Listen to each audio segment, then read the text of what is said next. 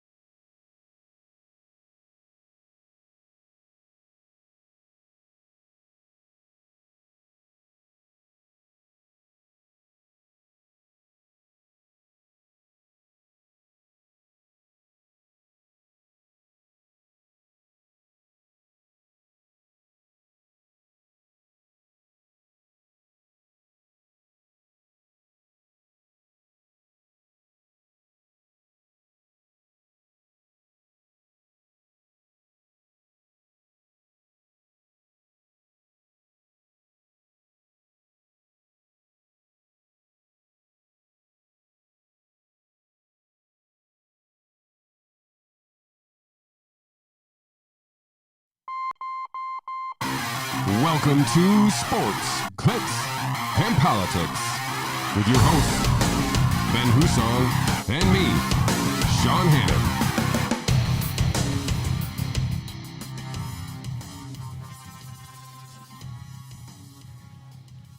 Welcome to episode 67, an episode 2 weeks in the making, Mr. Hussong. Thank you for your patience as I took a little family vacation. Yeah, how was the vacay? Don't give me any specifics or any whatever. Dox yourselves, but did you have a good time? Great time. Went down to Disney World, as a matter of fact. So we spent a couple days there and then went and visited. I heard there's some freedom down in Florida. Listen, it's weird. Like yes, Disney World, Florida. there's none, by the way, at all. Like masks everywhere. It's you're like mini inside. New York. It's crazy. Florida. So Florida has way more people wearing masks than I would have guessed. At least where I was in Tampa. Like we went to the grocery store a few times when we were there, and I mean I was in the minority, and I was kind of shocked because all I hear on the news is how nobody's doing anything in Florida, and that's why their cases got so crazy. Like, nope. I walked into the grocery store with my brother-in-law, and a guy was walking out with a mask. And I can't be 100% sure, but I'm reasonably sure as I was walking in, he was walking out, and he actually said as he walked by me, "I hope you get COVID," and walked out of the store. And I was like, what just happened? So You heathen.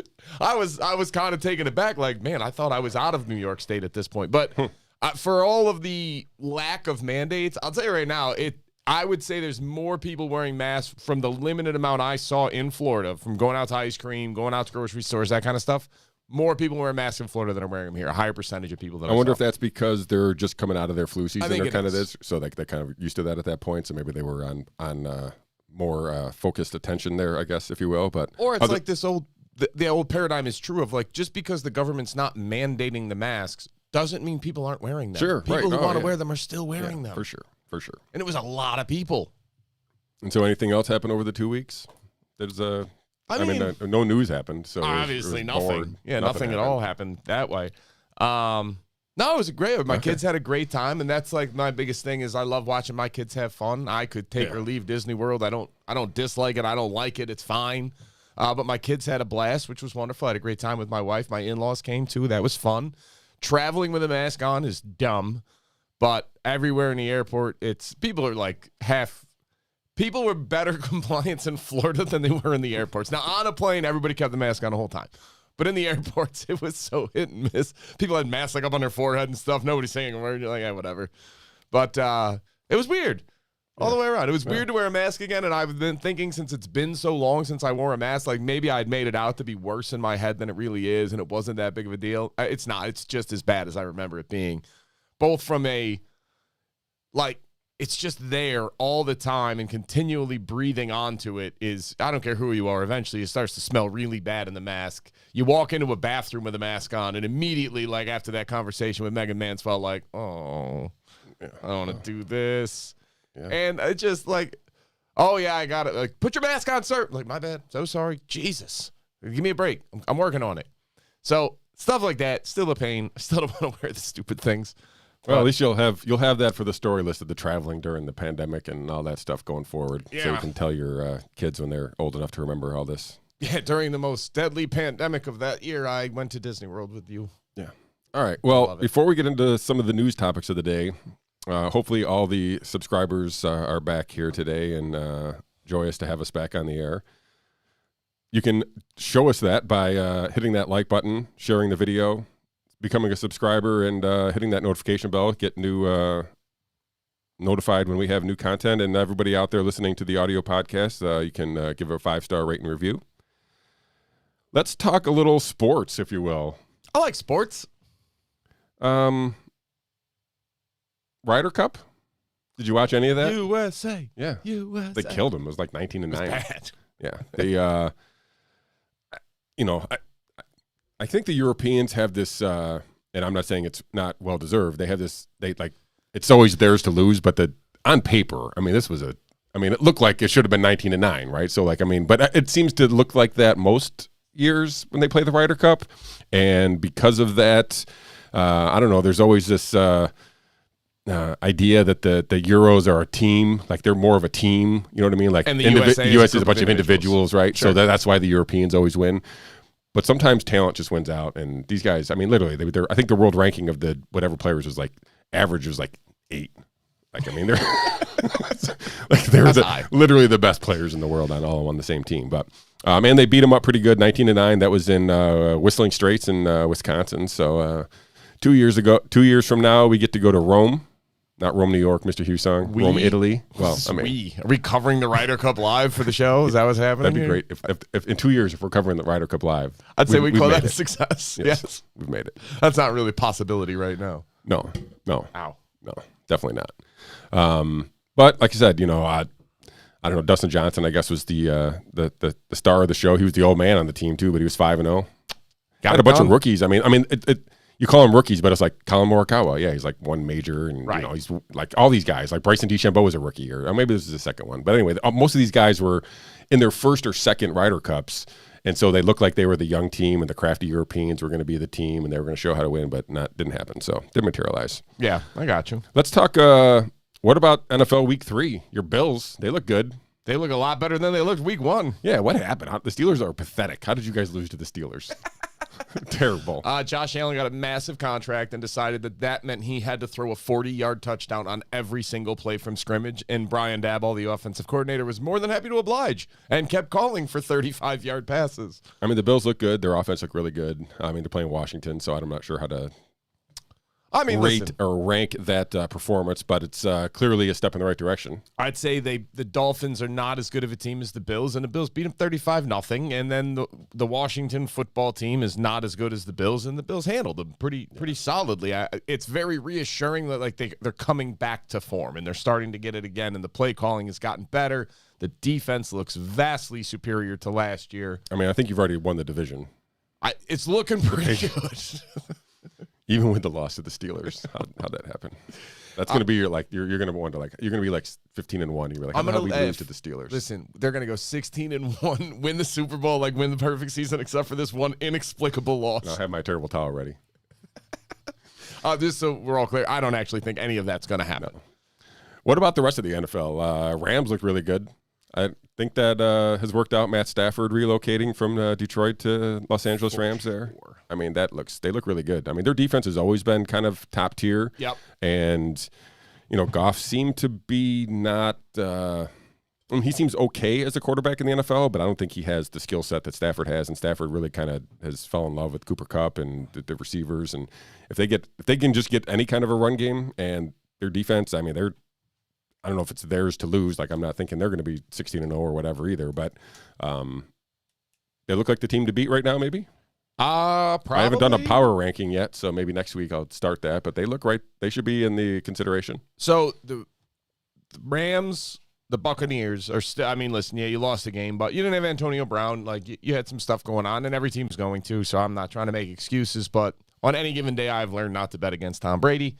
So the Rams, the Buccaneers, the Bills, Chiefs have been surprisingly disappointing so far. Chiefs 1-2. I mean, they turned the ball over their first 3 possessions of the game. It was hard to come back from that. It is. They didn't. So the Chargers actually look really good too, though. So do the Raiders. Yeah, the Raiders look good. I mean, there's some new blood maybe near the top. AFC West is making a push for being the toughest division in football. Teddy Bridgewater. Are they 3-0? Yeah. And they're a joke, but they're 3-0. Who's more of a joke 3-0 though? The Broncos or the Panthers? Sam Darnold. The Panthers for sure. But I'm still a believer in Sam Darnold. I think Sam Darnold is going to be a good quarterback. The Panthers have played. I think the Panthers have played the Jets, the Giants, and the Jaguars. I think that's right. That's pretty. That's a great opening schedule. That's they're 3-0. What are you going to do? That's when college teams set it up against like Liberty and all these other barely D1 schools to get themselves right. That's what Carolina's schedule has been. But again, Sam Darnold, in my opinion, is a good quarterback. The Jets are just a dumpster fire of an organization, and him going there was awful for him, and him leaving there was the best thing that could have possibly happened. I still can't believe the Jets didn't trade out of their pick just to go get more picks and build up a roster, get an offensive line, get Sam Darnold on board, and get one skill position player. You could have rebuilt your organization. Yeah, I mean, I think that, as you pointed out, I'm not going to try to second guess. It's like trying to guess irrationality, right? I mean, I don't know. These guys are crazy. I don't know. The Jets are terrible for sure. I don't know. The Chargers look pretty good though. I mean, I know obviously they had the benefit of the turnovers there early, but that quarterback looks good. Herbert there. Allen and Mike Williams both look like really, really good receivers. And Eckler is like your typical, like he's your perfect dual running back, right? Yeah. So like if their defense can be worthy, then maybe they can kind of take control of the AFC. But the West, they're loaded. Listen, I think it bodes well for the Bills, if I can bring it back to my Sure. local heart here. Because the AFC West is going to be a very hard division. The AFC East is not. The AFC East is looking more and more like a one-horse race. If you were going to bet odds right now on who's going to win the AFC East, and you said somebody other than the Bills, you would be demanding pretty good odds. Like, you're not making that bet straight up. Yeah. Because they just look so much better than the other teams. I mean, the Patriots are the Patriots. You never want to count them out. Mac Jones may develop into a truly great quarterback. Yeah, I don't know. All those rookie quarterbacks took a beating this week. All of them. Yeah, they are. And good. I mean, listen, it's part of the growth process. You got to take it. Josh Allen's rookie year was not exactly pretty. I mean, it was ugly in a lot of ways. No, and I haven't watched all these rookie quarterbacks, but I feel like people who were watching Josh Allen in week one or in year one were like, okay, there's flashes of kind of, he's going to be good kind of thing. Hey, so you like to think you see some of those flashes, some of these rookie quarterbacks, and it's only week 3, but it'll develop. So I do think that as the AFC West beats each other up and the Bills can count on, I shouldn't say can count on, you would reasonably expect the Bills are going to have a very good divisional record, whereas any team coming out of the West is going to have a much harder path into the playoffs. So that bodes well for the Bills if you can get 6 division wins and everybody else is struggling to get 4, and then you lose to the Steelers. And a conference loss.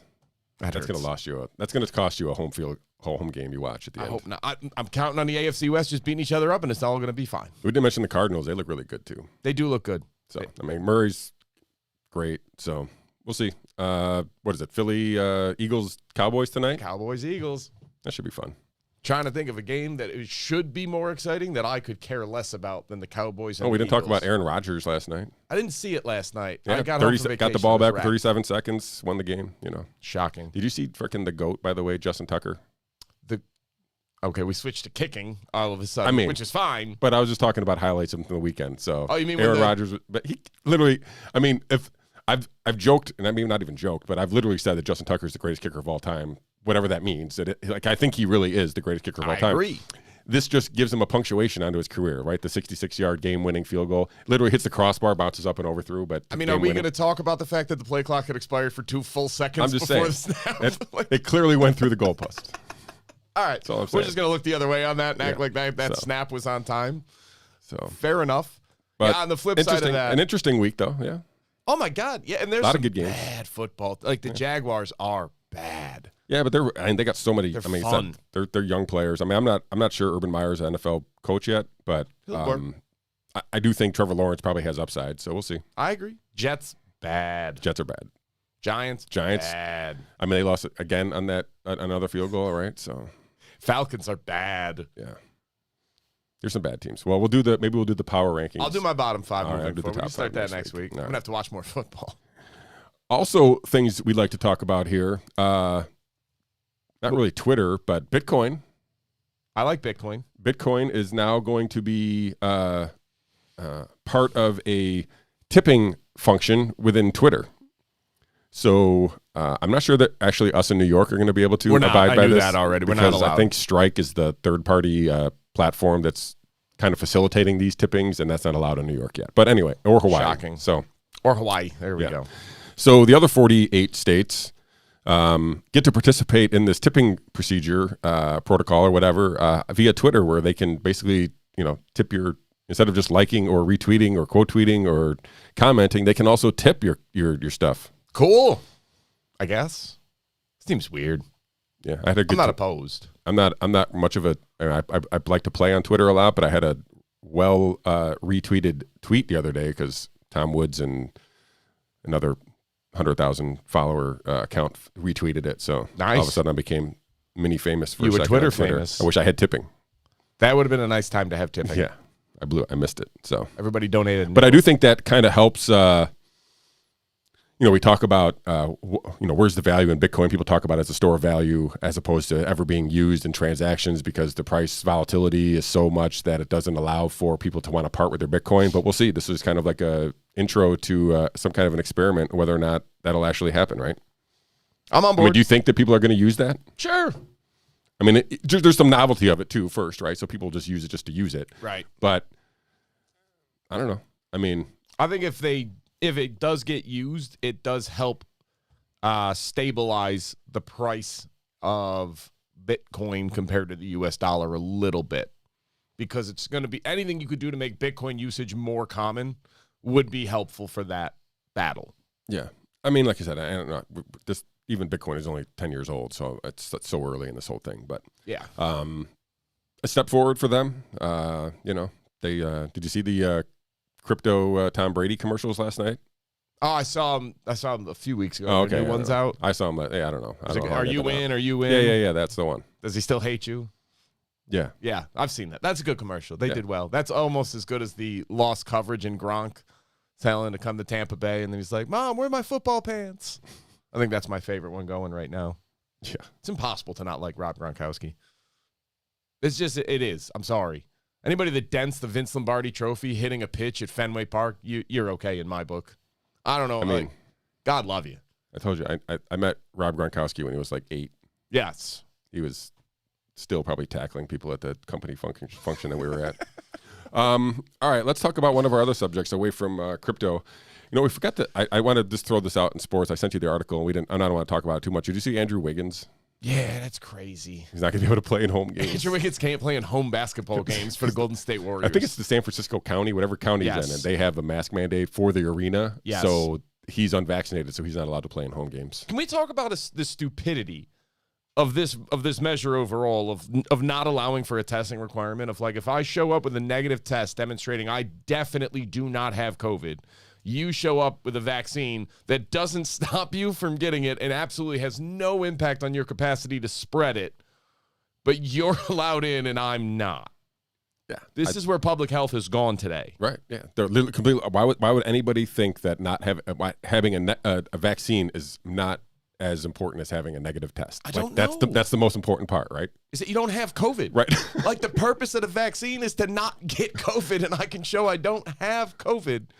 And you're gonna be like, that's not good enough. Yeah, it's because you're messing up the narrative, Ben. Yeah, we'll get into that a little later. Holy goodness, things are just getting dumber. We're not even showing any signs of slowing down, but we'll save that for a bit. Andrew Wiggins, my heart goes out to you, man. That's tough. Yeah, I hope they trade you tough. somewhere where you can go play. Yeah, that would be ideal situation. Yeah, that's nuts. So, I'm not sure how much of the NBA is unvaccinated. There's only not many, 12, 15 guys per team, so there's not a yeah.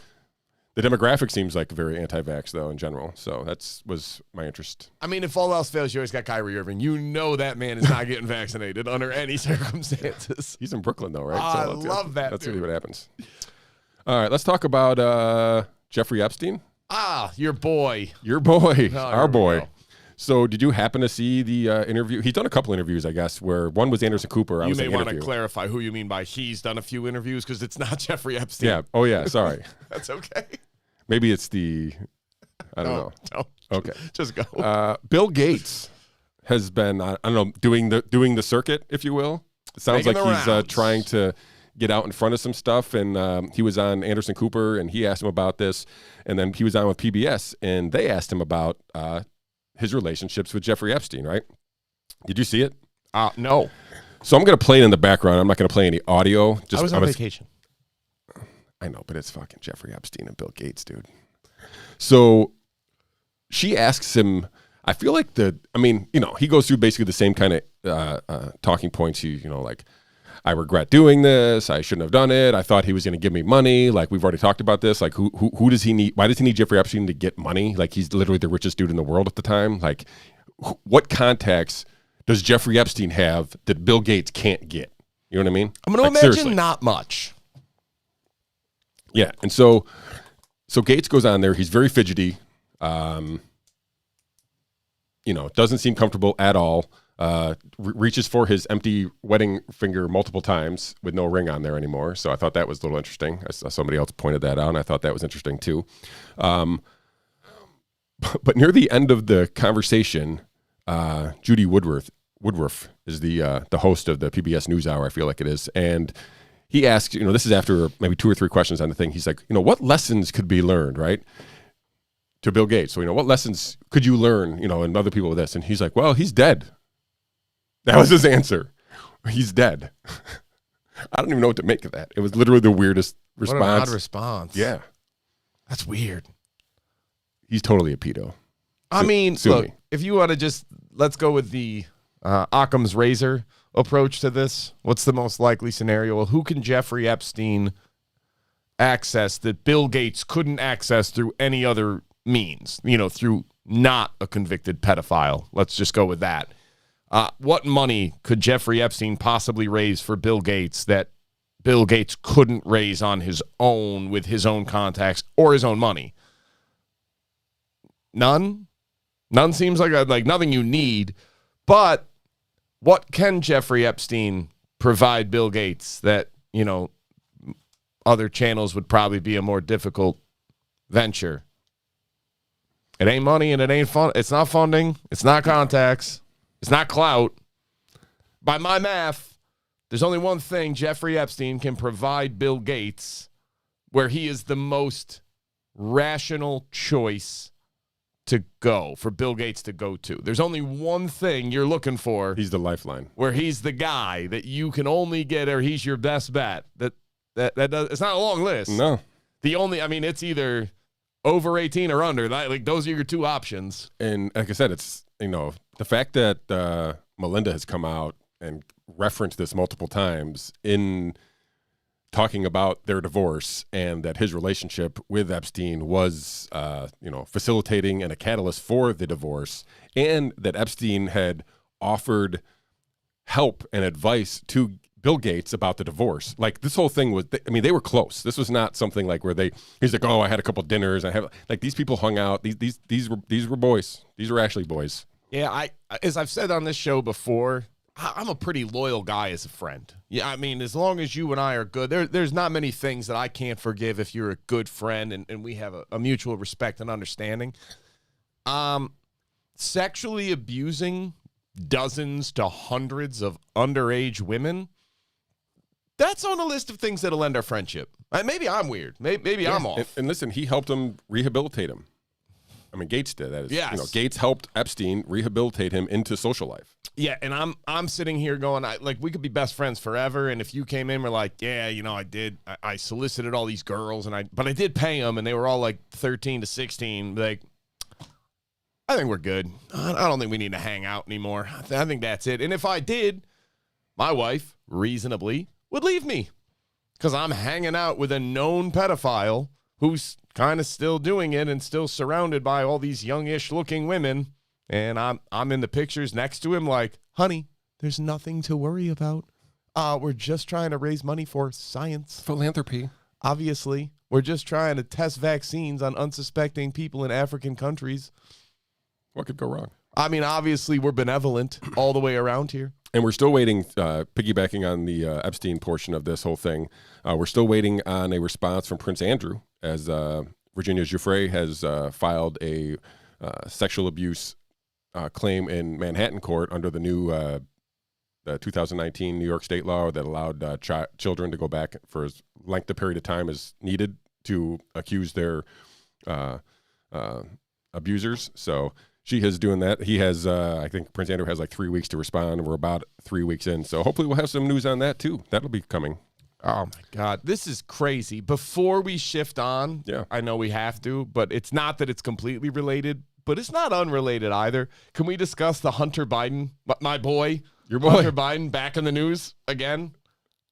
Exclusive new emails reveal Hunter Biden asked for $2 million plus, quote, success fees, end quote, to unfreeze Libyan assets. Yeah, so basically he asked the Libyan government, give me $2 million and I'll see what I can do for you. And if I do something for you, you're going to give me more money. Crazy. That's not newsworthy. No wonder that wasn't all over the news all weekend long, that the president's son, who's now selling art for $500,000 apiece, once again was caught peddling influence. Yeah. And did you see that they've confirmed the authenticity of the laptop now somehow. Oh, I mean, not that we all didn't know this, we but did like last year right. because we looked at what was on it and went, like, well, there's probably no way that this could really happen. yeah, this would be a heck of a deep fake. And this is, we know there's at least one other laptop out there.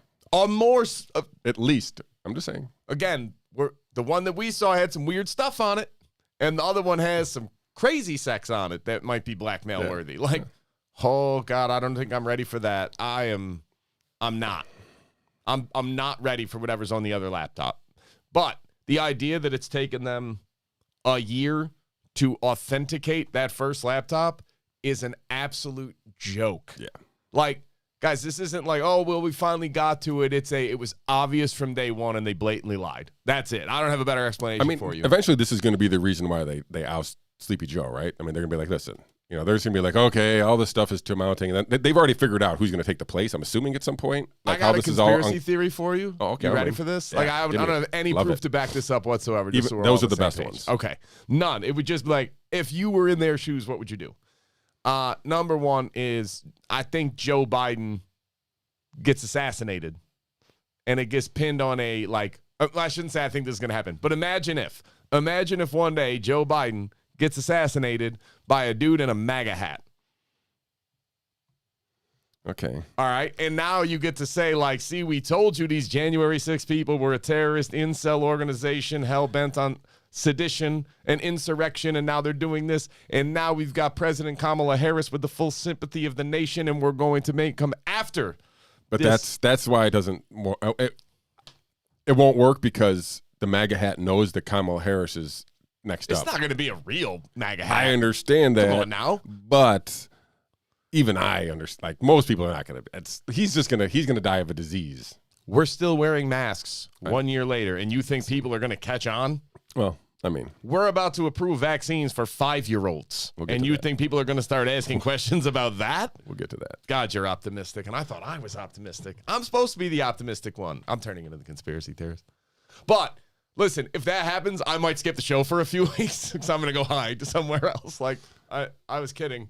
For all you, like, anybody listening in the government, I'm completely kidding. I have no reason to think this is going to happen. It's not like you guys tried to kidnap and assassinate Julian Assange. Yeah, right. Oh, wait, no, that happened too. Yeah. I wanted to put that in today's news rundown, but that article was so long that I've read almost all of it, but, like, I actually want to go back and read portions of it again. So do that. You can check out, I think wasn't it Yahoo? I think it was Yahoo News who actually had that article, which is crazy. I believe it was. Yeah. So again, my conspiracy Pompeo theory, wants to kill Assange. Total joke. I was kidding. Let's talk about Trump. The heck with it. Let's go. So the former president, Donald Trump, has taken aim at our local congressman, Mr. Hussong. Representative Katko, who has voted for impeachment and has been what most would call an outspoken Trump critic, unless you're a local Democrat here, then he's a Trump-tard, because that's the only game they got. So they just basically link him to Trump as much as they can, even though the dude hates each other. But he has said on a talk show that Donald Trump, that he plans to keep House Republicans from raising money for Katko's reelection. How? I think he's just going to try to apply whatever leverage he thinks he has against Kevin McCarthy. Okay. But I find it interesting that this is also on the back of the local Republican county chair here re-enrolling with the Conservative Party and making a public push to get a challenger for John Katko coming up in his reelection bid as well. So there's a lot of things going against Mr. Katko. You think he turns Democrat? No. It just runs as a Democrat? Nope. I don't. Here's the thing. I've met John Katko. I don't know him well. Like, we don't have a personal relationship. I met him 2 or 3 times. Seems like a super nice guy. Like, seems reasonable and pragmatic, and like he's really trying to do the right thing. I did not agree that an impeachment vote was the right call on that because, as I said, once you do this, every president's getting impeached moving forward. It's just not going to stop. And now they're drawing up impeachment papers for Joe Biden's handling of Afghanistan. Like, now it's just a political tool. It's not meant to be this drastic measure that it should be. Now it's just a nothing. So I was against that. John Katko has done a very good job of trying to appease the middle of the road as whenever possible, of trying to say, all right, well, not this, not this. I don't want to be a sycophant. I don't want to be this. I think the problem is with our current political landscape, doing that does not actually win you votes. Like, I have many friends and family on each side of the aisle, and all Katko's, the general reaction I saw from people is he sort of distanced himself from the Republicans and was trying to be seen as much more of a moderate. The more Trump-supporting Republican friends that I have didn't like it, and were probably still going to vote for him, but they weren't going to like it because the other option was Dana Balter. And the more Democrat left-leaning... Visiting professor Dana Balter. The more left-leaning family and friends that I have were also not more likely to vote for him, even though like they didn't necessarily agree with Dana Balter, but they weren't going to go and vote for John Katko at that point. Like, it just was not going to happen. So I guess this is the problem with politics, and this is where it's our fault as the voters above everything else. Because when you get a guy who's trying to demonstrate independence from party on some level, it doesn't garner him any support. Like, there's a reason that we are as polarized as we are right now, and it's because we have all divided ourselves into these camps and onto these teams. And as soon as somebody shows disloyalty to your team, you're not as likely to support them as you are if they're towing the company line. But the flip side is, when somebody does that, the other side's not looking to embrace him and say, okay, well, this is a reasonable person in the middle. Some, but it's not many. It's just not. So I don't know. Like, the idea that he's going to go become a Democrat seems insane to me. And also because, ideologically speaking, he's not a Democrat. Like, he doesn't have those shared ideals and beliefs that a Democrat would expect from somebody in their party. Yeah, right. Well, I mean, there are many politicians who are enrolled in parties that they don't believe anything about, just for the record. Just so you know. Like most.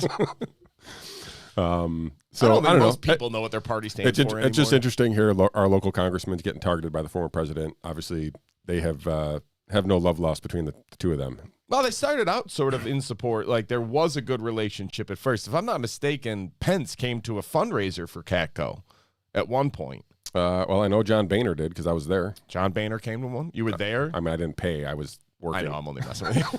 But I was there. You were in the building. I was in the building. You were getting paid. Actually, I was in the building. They were outside because I was, peasant. I was working class, so I was inside. They were out there, and that's where all the best people are. I'm kidding. It's just one of these things of, it's more the reasons why some of us are just like, have never been overwhelming supporting, or just don't like Donald Trump, of like, dude, shut up. Please just stop. Like, oh, you're going to block funding for... You think he's running? I don't, but he might. He's such an egomaniac, he might. Like, I think he's running. The smart play, if you're down, I think his ego can't take the loss, so he's going to run again, is sort of what I'm getting the point of. But I keep thinking the smarter play would be, look, you have a chance to become the kingmaker for the party, just work behind the scenes, and you could actually influence and affect and impact the direction of the party, of the country, of politics in general, to a degree that being the sitting president would not allow you to do. And instead, you're like, no, I want the title. Because it's ego. It's what everything else is with this man. The same reason a vaccine saved hundreds of millions of lives. Because he made it happen with Operation Warp Speed. He's a legend in his own mind. Yeah. It's just like, you can't, this is just, please stop. If you want to go do some stuff, cool. But it's the vindictive nature, and anything that's not, if you're not with me, you're against me, and how dare you do this? And it's like, I'm tired of it. Yeah. All right, let's switch to COVID. Right up your alley, Mr. Hussong. First, let's talk about local COVID. So Dr. Howard Zucker resigned while you were away. In the middle of the night while you were away, so you couldn't call him out. I did see that, and I got to tell you, it's always sad when a real talented, competent public servant leaves a position of public service where they have done tremendous work and helped people to countless degrees. And thank God none of that applies to the situation involving Dr. Zucker resigning as the head of the New York State Department of Health. Not one part of that Good for holds riddance. true. So I'm so happy that that man is out. The only thing that's disappointing is that he is not facing some type of either criminal or at least an administrative review of his conduct. And just for those, keeping score at home, this is the man responsible for the executive order that barred nursing homes from turning away COVID-positive patients, which has been estimated to cost at least 1,000 lives. Like 1,000 people died that otherwise probably would not have as a direct result of that order. He is then responsible for the investigation into the order, which concluded that the order had no impact. The order was following the rules of the federal government. Oh, and by the way, the first one was blatantly false because they said the median time of somebody recovering from COVID is 9 days, and the median time somebody went in back to the nursing home was 8 days. Wow. And you're going, yeah, but median doesn't mean most. That's like the middle number, so therefore, assuming anybody took longer than that, then people took way less than that too. But again, I'm not a scientist.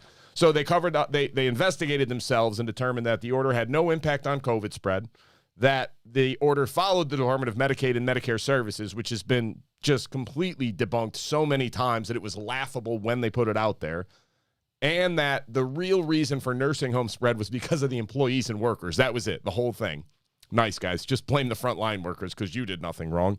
And then concluded with it wasn't really the rule to begin with anyway. That is exactly what this thing said. This man signed his name to that with a straight face and said, we did nothing wrong. See, we investigated it. Yeah. And, it wasn't, he had to have known they were covering up the data the whole way too, right? So like the aides that were helping him cover up the data. So he was guilty from the beginning to the end. And he co-signed all of this, just to explain what you're just talking about right now. We legitimately were citing numbers incorrectly on two fronts. One is we didn't count any presumed COVID deaths in the numbers that New York was providing to the media and to the federal government. Now, the federal government was counting them anyway and saying, look, everybody else is using presumed. You have to as well. And Andrew Cuomo just wouldn't do it because it made the state look worse or, accurate. So he didn't count those. Made us number one. What the heck? And number two, refused to disclose the real number of people who had died in nursing homes, because New York, every other state in the union was any other country on earth. If you got COVID in a nursing home and then died in a nursing home, at home, in a hospital, in an ambulance, or anywhere else, you count it as a nursing home death. That's the way the data was kept, except New York. In New York State, we compared ourselves to other states and said, our numbers in nursing homes are way lower. I don't know why anybody's thinking we have a problem. But it was because if you got COVID in a nursing home in New York and then they transferred you to a hospital and you died in a hospital, you didn't count as a nursing home death. The sheer hubris of that, of not acknowledging that you're counting it differently and then using that data as a direct comparison to demonstrate that you're doing better. And people just went along with this for so long that it was mind-boggling. That people just went well, it's not that bad. You guys are too hard on Cuomo.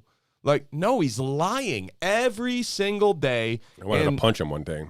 And he cited, we're 34th. He's like, ask the other 30, whatever. We're 35th. Ask the other 34 states. I was like, I'm going to reach through this video and strangle the dude. Right. And this Dr. Zucker, good riddance, because you co-signed all of it and it's your fault that it happened. We never should have gotten to the point where we got this bad off. And yet here we are. And now we're facing, again, a Dr. Zucker legacy, because I'm going to assume that he co-signed this one as well. Vaccine mandates with no testing opt-out and no natural immunity opt-out for all healthcare workers in New York going into effect tomorrow. Today's the last 5 p.m. day. 5 p.m. today. And anybody who's not vaccinated, so thereby causing the next hospital overwhelming, which will be the first one in reality, because outside of New York City, no hospital ever got overwhelmed. And only because I have them different order. Let's real quickly before we jump into I went out that. of order. I thought I set that up so good. You did. But I want to talk about the vaccines and the kids before we get into all the messed up. So before we get into the hospital crisis and the self-generated, government-created pandemic of its own, let's talk about Pfizer, who says that its COVID vaccine is safe and effective for kids 5 to 11, Mr. Hussong. But let's talk about what does effective mean. Why don't you tell us what effective is? Effective means it generates a robust it generates a robust immune response similar to those people aged 16 to 25 and similar side effects to those aged 16 to 25 at a lower dosage meant specifically for children. Now, the data also indicates that it cannot claim any reduction in COVID-19, in any symptomatic COVID-19, in deaths, in adverse outcomes, or in long COVID, because whether in the placebo group or the actual vaccine group, the numbers were so strikingly low that any difference was incomprehensible. They cannot draw any distinction other than it generates an immune response, a robust immune response. That's what we're now claiming as effective and why kids need to take it. Look, if you want to talk similar side effects to what we're seeing at 16 to 25, go give your 7-year-old myocarditis for a virus that is of zero threat to them whatsoever. You're nuts. Number two, but we're going to spread it. Kids do not effectively spread COVID. They haven't from the beginning. They're not doing it now. They never have. Could that change in the future? Sure. But right now, all the best data that we have, kids don't spread it. So kids are not getting sick. Kids are not dying. Kids are not spreading the virus. And yet we have people, local leaders, state leaders, national leaders, that want to streamline approval of a Pfizer mRNA vaccine for kids aged 5 to 11 for what? Profit. This is ignorance at the highest level. I'm sorry. Well, cases are up 240% amongst children. Right. And that's like when you go from a 0.0004% chance of an adverse outcome to 0.0003. Yes. Is it higher? Sure. It's still nothing. It's still nothing. And again, you want to take a vaccine, God bless you. I get it. That's fine. Where is the cost-benefit analysis being done by our public health officials or any politician to say, hey, wait, why are we vaccinating 5-year-olds who don't have any health? I mean, even if you want to break down the numbers further of the kids who have died of COVID, already a 1 in a million shot, quite literally, the 1 in a million had severe comorbidity or health factors that contributed in every single case. So if you have an otherwise naturally healthy-ish child, not even a picture of health, just like no severe health impairments, your child is at quite literal zero risk of getting symptomatic COVID, of getting very sick, of dying, and of spreading it to somebody else. This has all been very well known for a very long time. The fact that is not well known is a travesty of public health officials in this country. Yeah, you would think that would be celebrated, right? Hey, at least this thing doesn't affect kids. Nope, but they're weaponizing the kids for no reason. Literally just because most people are sympathetic to kids, and that's really the reason why. And that's why this is how you lie with data. By calling something a 200% increase in cases, let's put cases in air quotes because, again, these are PCR tests of asymptomatic people, which we know generate false positives frequently. You're causing a pandemic where there is not one. Anthony Fauci came out today and said, or maybe it was over the weekend, and said, vaccinating the 5 to 11 crowd could be the key to ending the pandemic. You liar. You evil sociopath. How can you have this much of a careless indifference towards other people's lives and health? It is insanity. Look, I'm not even telling you the vaccine is bad. Maybe the VAERS data is all nonsense. I don't know. But as Kevin McKernan pointed out 2 weeks ago on our show, maybe it was 3 weeks ago, 2 weeks. The vaccine manufacturers were approved for the emergency use authorization, and by shortening their tests, because they claimed we have a real-time database to monitor all adverse effects in real time after the vaccine goes public. And it's VAERS.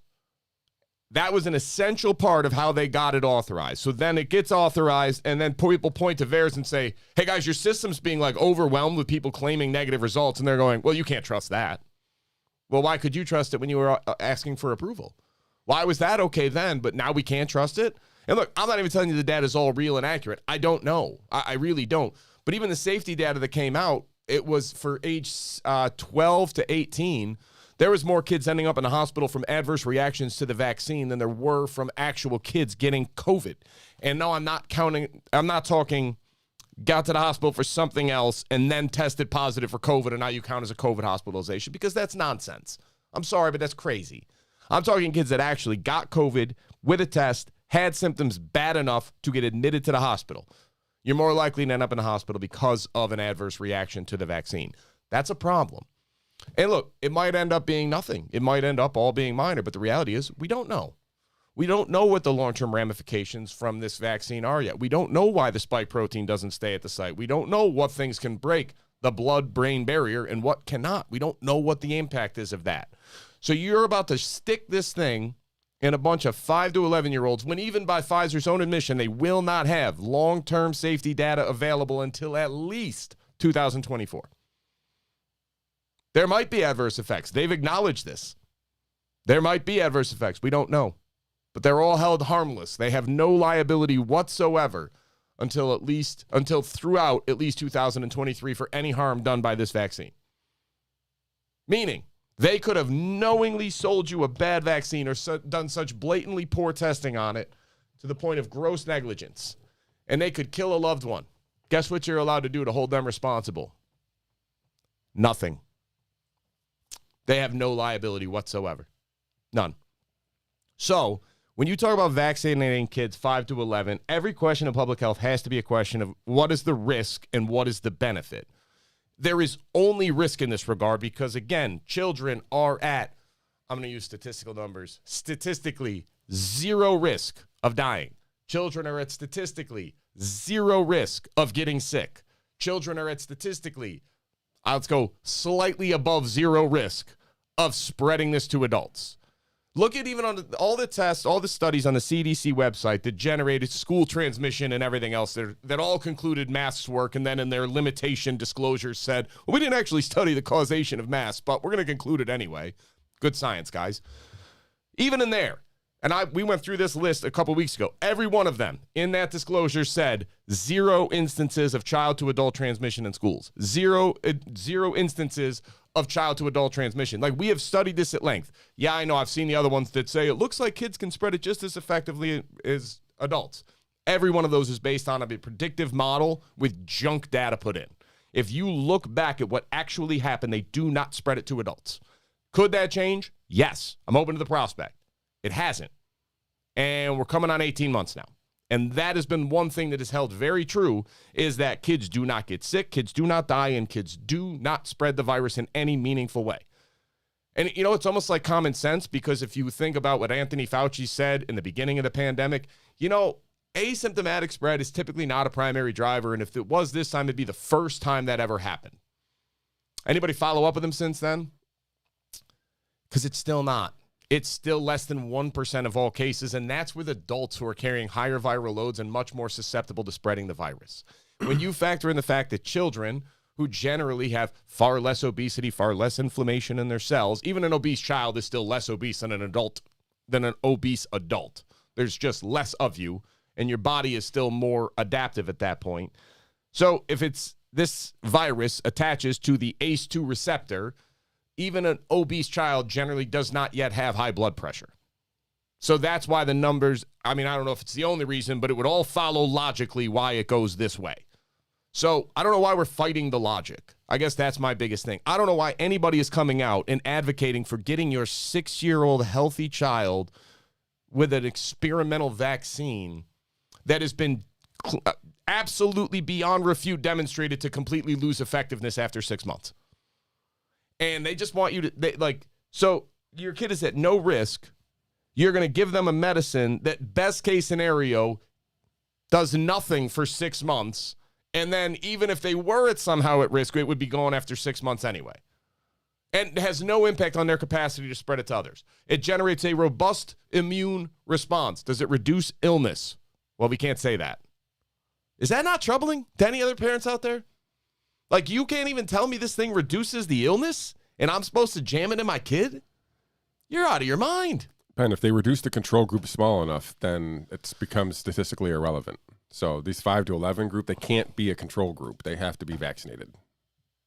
This is madness. Sorry. Look, these are indefensible mistakes. I had a friend of mine, we were texting back and forth earlier, and he goes, there's too many smart people saying outlandish things for this to all be an accident. There's just too many of them, and I don't want to agree with that. I'm fighting that with every fiber of my being.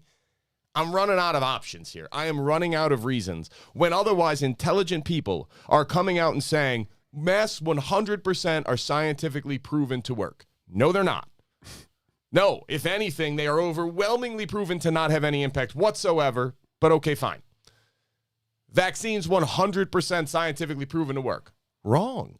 We don't know that because science requires a control group. And what did they do with the control group in the adult trial, Shawn? Jabbed him. All right.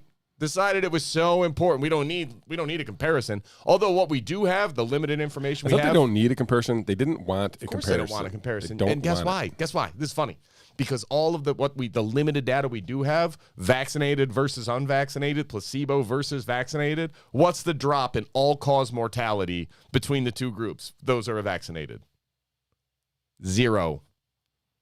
0 drop in all-cause mortality between those that have been vaccinated and those that have not been. Anybody else troubled by that? And now they want to stick this in your kid. Yeah. They're going to guilt you. They're going to tell you, if you want your kid's mask off, get him jabbed. If you want schools open and your kids to stop quarantining, better get them jabbed. Well, your governor says God wants you to be vaccinated. I don't believe that my governor knows what God wants for even a half a second. All right? I bet you God wanted you to speak up for some of the victims of sexual harassment, too, but you sat pretty quietly until it came to your political favor, and then suddenly you were an advocate for women. So kindly sit down and shut up. Yeah, and let's finish off here with this governor-created crisis here that you referenced, that Howard Zucker's departing shot, his parting gift for us all here in the state of New York is the healthcare workers in this state by 5 p.m. are required to be vaccinated or they will be terminated from their employer. And ineligible for unemployment benefits. And ineligible for unemployment. This is literally we've heard this for 18 months of, first of all, multiple things. These are all heroes, right? These medical staff, there was no vaccine last year when they were treating COVID patients, and they treated them anyway. Those people are now moved forward and still taking care of patients to this day. Some of them vaccinated, some of them unvaccinated. Well, the unvaccinated ones are now no longer heroes, apparently. So they are selfish, and they should be removed from their job. But what that's doing is actually hurting more patients, right? So these hospitals, one here, the SUNY Upstate, which is one of the state-run hospitals here, is moving their operating rooms from 35 to 13. So they're knocked 22 operating rooms out. They basically stopped elective surgeries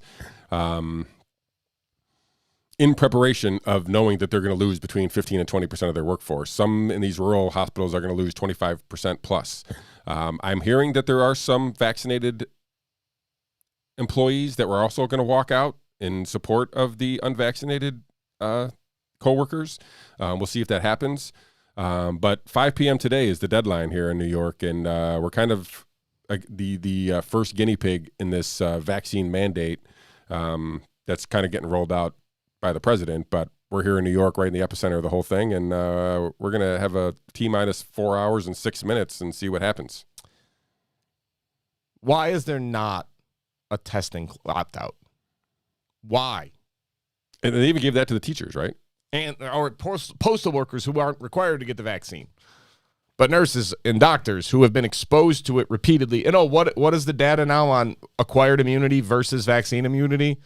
It's at least 13 times more powerful than having vaccine immunity. And you want these people to get vaccinated. Again, I don't know what the risk of getting the vaccine is, but neither do you. So please stop pretending like you do. We don't have long-term safety data, and there is no benefit for somebody who had COVID. If you had COVID already, you already have an immune response that is superior to vaccine-generated immunity, which is exactly what you would expect from any study of RSV in human beings versus vaccines on other things. Like, there's a reason if somebody gets chickenpox, we kind of assume they're not going to get it again.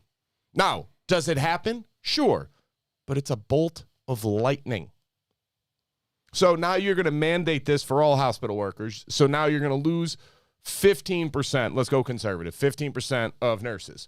So think about that in terms of actual numbers. Let's say you have 100 nurses working at SUNY Upstate Hospital in an ICU. And in reality, you don't have that many.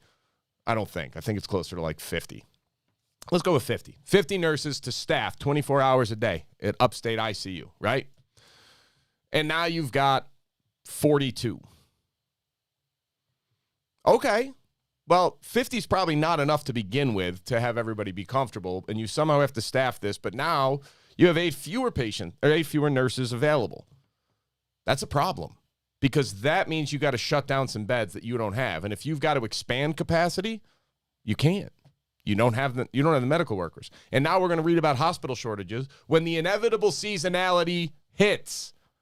I heard Dr. Gottlieb say, I think this is going to be, we're going to get hit with a little bit with school reopening, but it ought to start coming down right around November 1st. Dr. Gottlieb, I will kindly bet you $1 that you are incorrect. At least in the Northeast. In the Northeast, we are not going to see these numbers drop by November 1st. I'll bet you $1. How long after they stop using the PCR test, 12/31, will the cases drop? 2 weeks.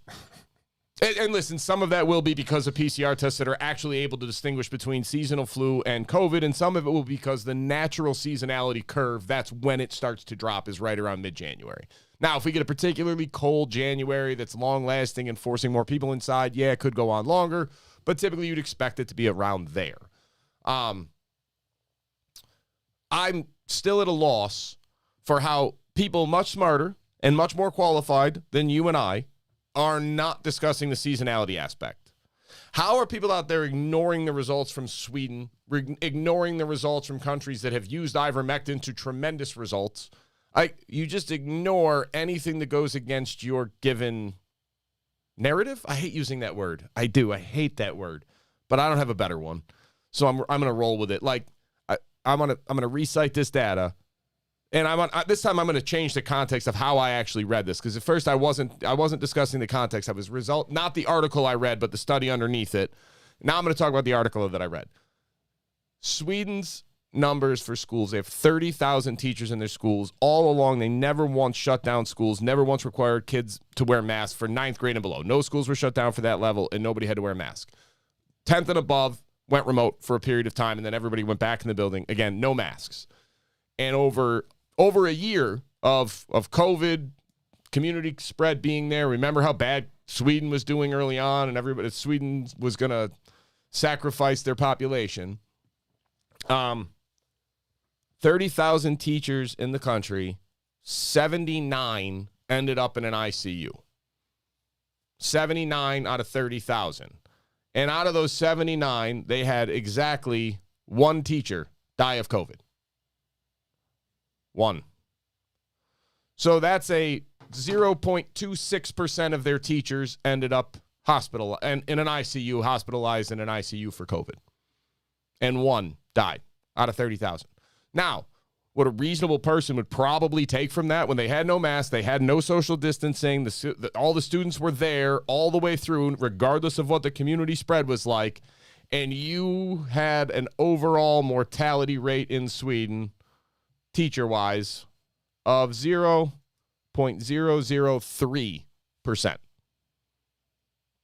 So 0%. None. Right, you had one teacher. And I'm sorry, listen, every death is a tragedy, but if you're doing public health decisions, this is relevant data to say, again, hey, kids aren't spreading it, and it has nothing to do with masks. It has nothing to do with distancing. It has nothing to do with the fact that Swedes are just a better people than we are, and they'll listen to the rules. Shut up. All right. Instead, what this article claimed was, well, we can infer from this data that the schools that had masking were safer, and that they actually had fewer hospitalizations than the schools that didn't. And they did it by breaking down the people that taught 10th, 11th, and 12th grade versus the people that taught 9th and below.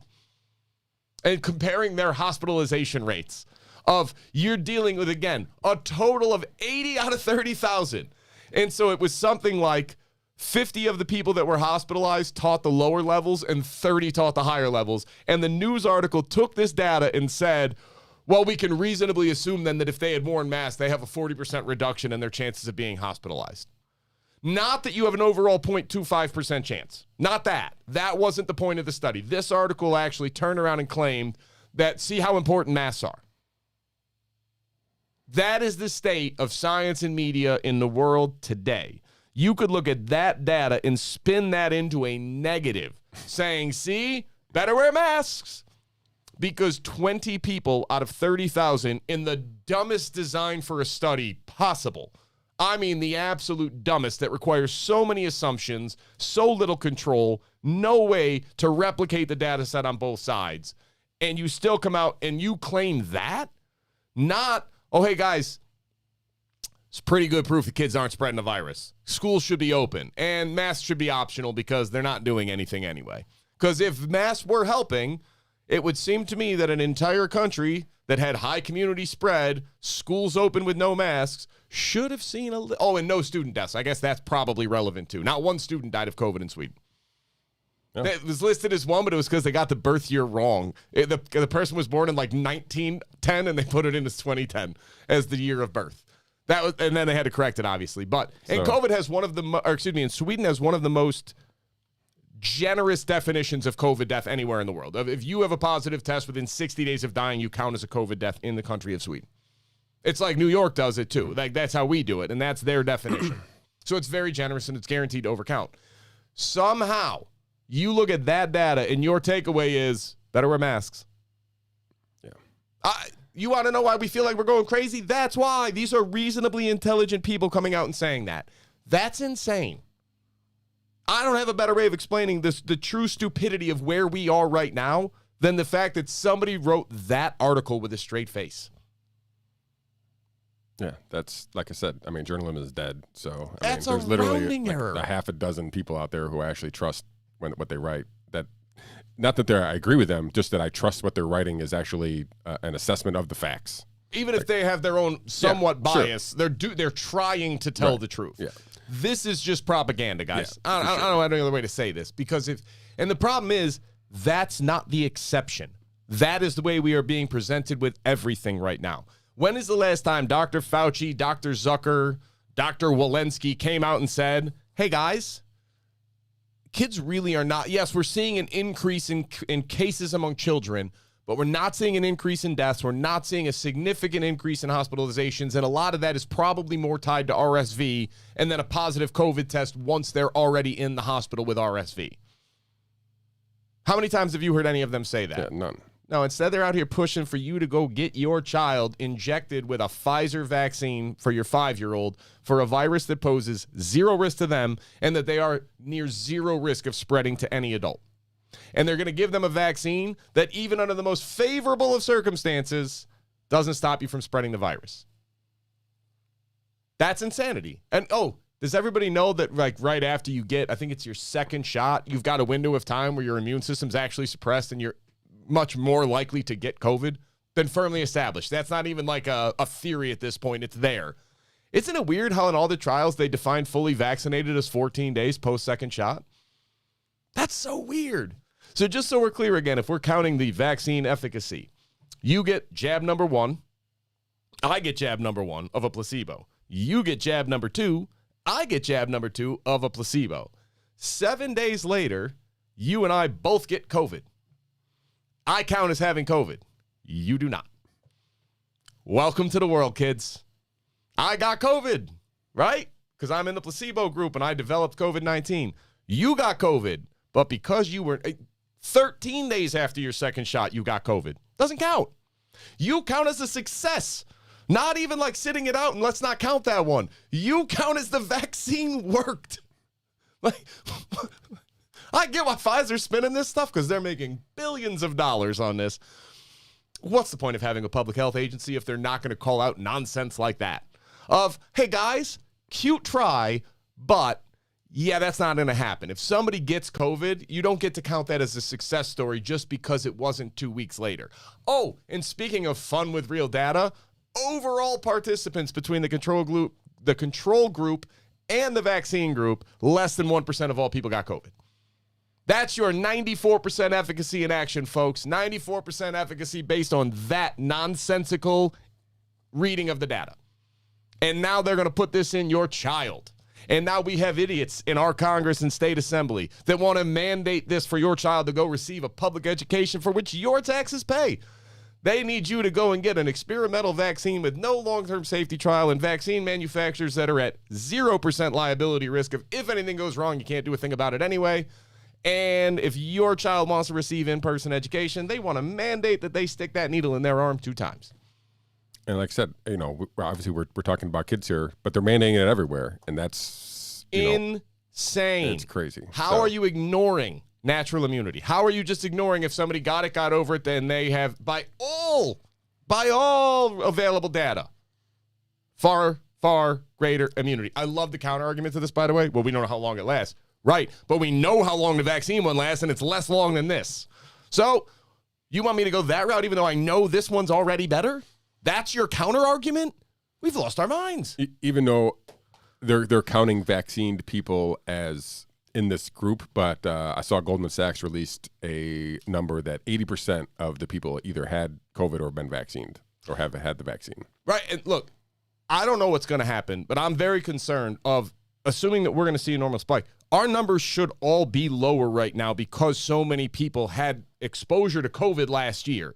The numbers you would reasonably expect, especially in New York, where we are not in a flu season, it's 71 degrees at the end of September. Like, we're not there. And this trend has been continuing since, like, July. Our COVID numbers are significantly worse right now than they were last year. And I don't know why. And so the idea that the vaccine is going to lead to a greater spread and it's going to lead to maybe debilitating some of your acquired immunity, even if you already had it, I don't know if that's true, but some of the early data would lead me to believe there's at least a chance that's coming true. Because it doesn't make sense that the 7-day rolling average a year ago for COVID deaths was 5, and today it's 37. All right, let's have fun with real data like we get to do if you're a public health official. I don't know, guys, but a 600% increase in COVID seems bad. And deaths. Cases are higher. Hospitalizations are higher. Deaths are significantly higher from a percentage standpoint, not from a gross number standpoint. Why do we think that's suddenly going to stop? Yeah, like I said, I think we are seeing it in Florida, for example. The numbers are dropping, but they're going to pick up here as we pointed out at the beginning. The seasons change, and we're next. So, right. And Florida just mandated another rule for kids. On top of you can't make a kid wear a mask, it was something having, no more forced quarantine. No more quarantining kids who are asymptomatic just because they were exposed to somebody else. Parents have the option of pulling their kid for 7 days if it happens, but otherwise they're not allowed to force your child to go home and quarantine for 7 days, which again is totally reasonable because even adults asymptomatically and or pre-symptomatically combined, less than 1% chance of spreading it to somebody else. Children, it's even lower. And some reason, you keep hearing all these idiots come on TV and talk about how it's this great travesty of kids are missing so much school. Crazy idea. Stop sending them home just because they were exposed to a kid who had a sniffle or who had a positive PCR test with no symptoms because you're just doing random asymptomatic testing and calling it public health and saying it's for our own good. At some point, can I get any politician from any party to stand up and stop this nonsense? To maybe expand the view a little bit beyond this wondrous People's Republic of the state of New York to look at what some other countries are doing that have a firmer handle on this? Would that be too much to ask? I guess it is. In this world. In this climate, today's day and age, people are too firmly in a camp. And here's the thing. 12 to 16... it's less than 50% of the 12 to 15-year-old kids have been vaccinated compared to, I think it's 80% or 70% of adults. I would anticipate the 5 to 12 is going to drop even more. But I also wonder about the parents that have kids in both age groups. Like if you got your 12-year-old vaccinated, how could you possibly justify not letting your 6-year-old get vaccinated? And I don't have an answer for that, but I'm hoping people will do it. I'm hoping people will say like, hey, look, 12 was one thing. 6 is nuts. This is getting crazy. I don't think they're going to. I really don't. And that, some people, listen, we're going to, I don't want to think we're going to end up like Australia, but. No, we've got guns. Yeah. Which I'm not claiming like armed revolution. I'm not advocating for that. I'm just saying like it's a lot harder to impose that level of on an armed populace. It's almost like those guys who wrote that Constitution had an idea or two that made sense. So I don't know. Let's wrap this up with wondering, how do you think this unfolds at 5 o'clock? Do you think that New York State bends, or do you think No. You don't think they ever No. implement a testing out option? Nope, they will not bend until they are sued and forced to do it. I think that you're going to see – I don't think you'll see hospitals really overwhelmed in the next couple of weeks. I think once you get past mid-October and the weather really starts to drop, if we don't have a test-out option, if we don't have an antibody test, yes, then I think at some level you're going to have to, because there's only so much you can do. Yeah. But the other half, look, if I'm a healthcare worker and they do this to me, I'm not going back. Yeah. I'm done. Yeah, I would think that most have moved on already. Right. The ones who wanted to maintain that career have moved on to a place that don't require vaccines. And here's the other part of that. If you're a nurse, you can go anywhere and get You're a in job. super high demand. Yep. You can go to a state that is not going to require this insanity, and they'll hire you tomorrow. So, yeah, is that a lot? Yes, but if you've stood your ground this far with the refusal to get a vaccine, then you're not getting it. And you are willing to take more drastic steps than the average person. And listen, I talk to people all the time that got the vaccine as a matter of convenience. I disagree with it, but I understand. Yeah. They just like, look, I just had enough. I just want to do this. I'm like, I understand. I get it, whatever else. Somebody asked me about it of like, well, what would it take? I said, at this point, I'll die. My inner Irish side of me is coming out of like, just no. Yeah, I don't know the scenario that I would agree to have the vaccination either. It would take such a drastic change in the data and the threat of who is actually at risk that it would be illogical to expect it to happen. Like, you're talking about a 180-degree change in who is being affected by this, and it would have to suddenly involve me. Right. Or my wife, or my family, or my children. Like, and it's just nothing is trending in that direction. So what exactly am I supposed to do here?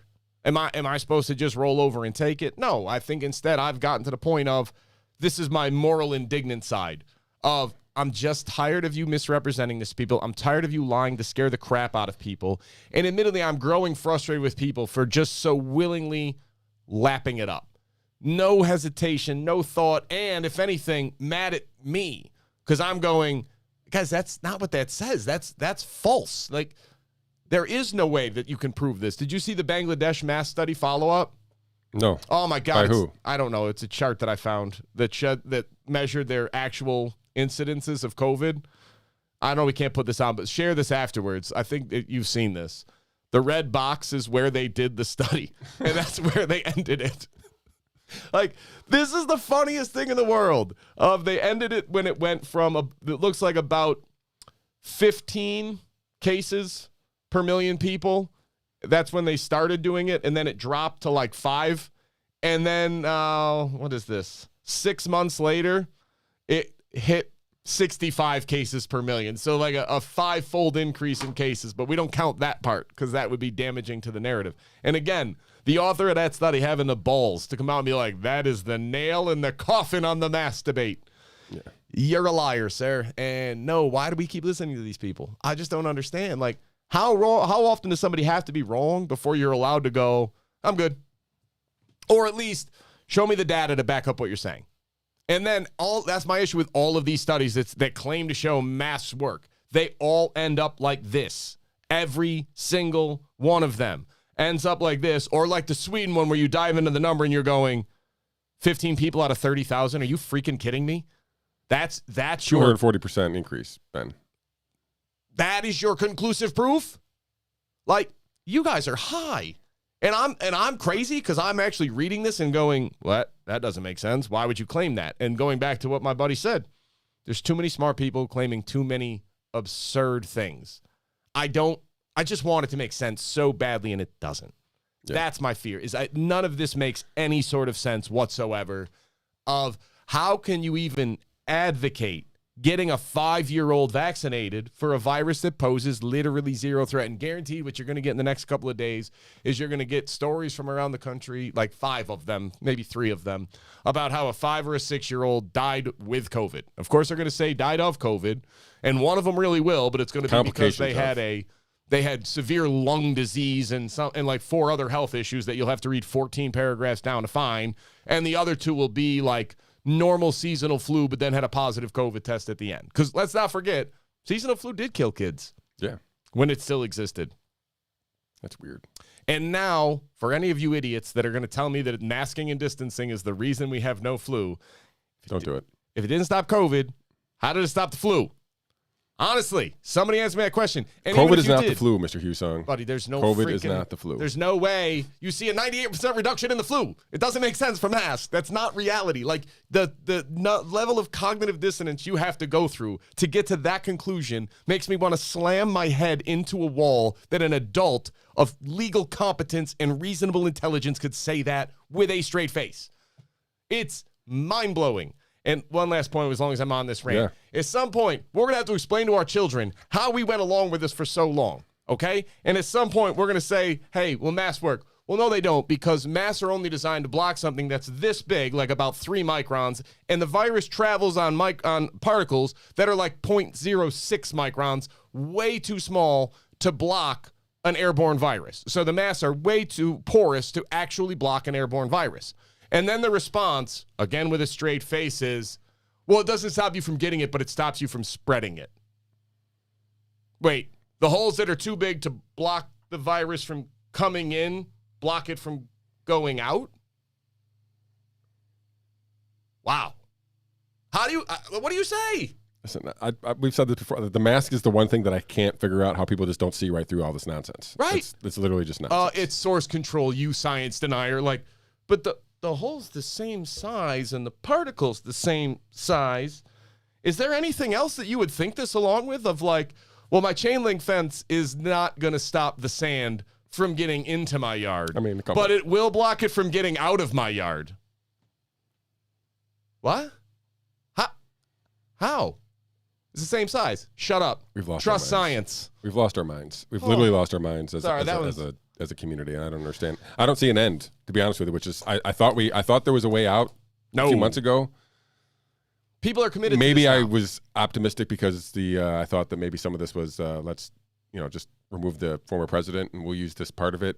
And I thought maybe when we got a new president, they would try to ease out of it. But I think they want to get rid of this president too, to be honest with you. So you're a reason, like you are a. Let's go with a rational scholar of history. Maybe a casual scholar of history, at least somewhat, right?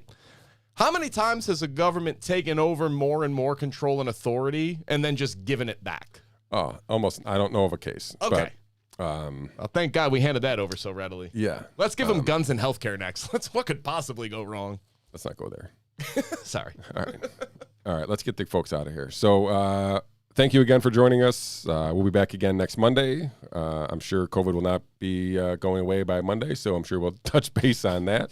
We'll touch on week 4 of the NFL, all things New York State, all things newsworthy, maybe some Epstein, maybe some Hunter Biden laptop. Maybe we'll talk about that the Julian Assange thing next week too. I probably should touch on that a little bit. Touch on that. But and Hunter Biden again selling always. influence, because it's just fun at this point. So on that note, again, please like and share this video. Leave a review if you're listening to the podcast, and become a subscriber if you want to be notified